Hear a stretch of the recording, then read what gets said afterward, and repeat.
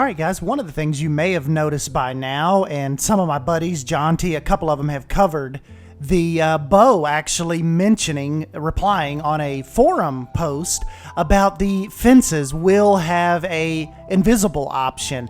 And I think that is really, really neat, particularly for people like me that will be designing these exhibits and really just, I think will help tremendously, kind of like with this environmental storytelling, kind of putting the guests on the same plane as the animals and making it look like they can just, walk right out there into their exhibit. But, keeping in mind that we have to kind of maintain this safe design so the guests cannot just go walking off into the lagoon or falling off a cliff.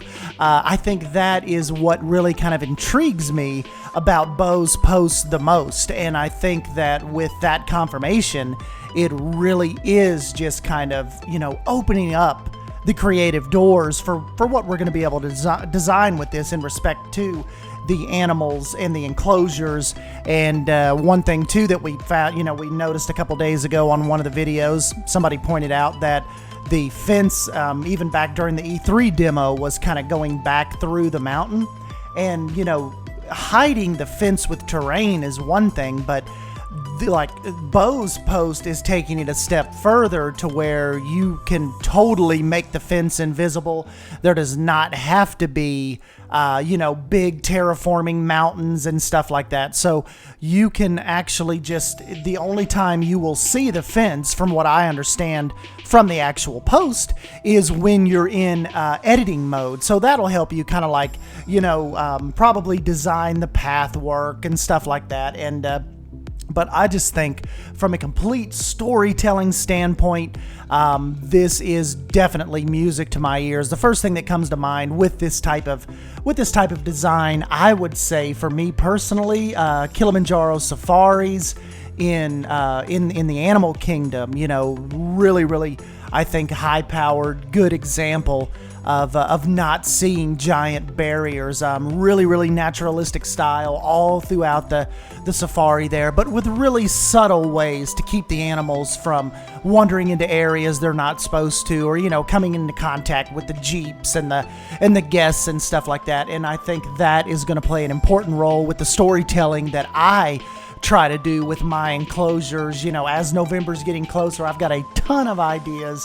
I'm just kind of running some footage yesterday of Zoo Knoxville, and that has just totally just blew my mind even more of some of the things that I want to try once we get our hands on the beta and once we get our hands on the full game. But like I said, just this environmental storytelling with options like this, really cool stuff. And I think it's also too going to be really neat just to, like, if we're talking about rock work and the scenic elements, like what are you going to add to make it believable that these animals cannot get out of the the particular enclosure, and these scenic elements, what can you put down to make it look like the guests would not be able to just walk off into that lagoon? And I think just from a design standpoint, being able to kind of map this out early on and, before you have to do all the terraforming and all that, I think that is just going to be a very, very neat option. Really well. Like I said, I think it's going to lead to well thought out enclosures, well thought out designs. And knowing that big wall, even being glass or concrete or bars or whatever, knowing that we can turn that off once you have that design in your head of, like, what's that scene and the story that you want to project to the guests.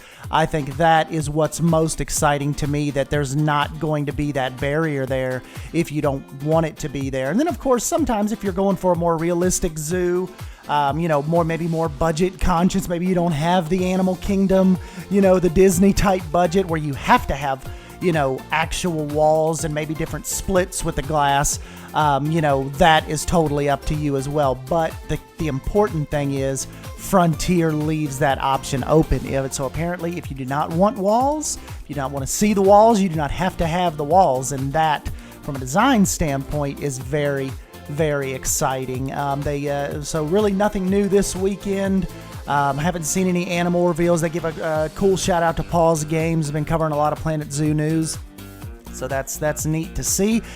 They gave me a shout out a week or two ago. That was really, really cool. A lot of you guys jumped on board after that, so I'm glad you're here. And so yeah, don't forget to subscribe. Really quick short update today. I noticed a couple other, like I said, a couple other people covered it. Really, really interesting stuff. And yeah, guys, it looks like we are going to be able to make our fences invisible, if that is your thing, and I guarantee you that will be my thing.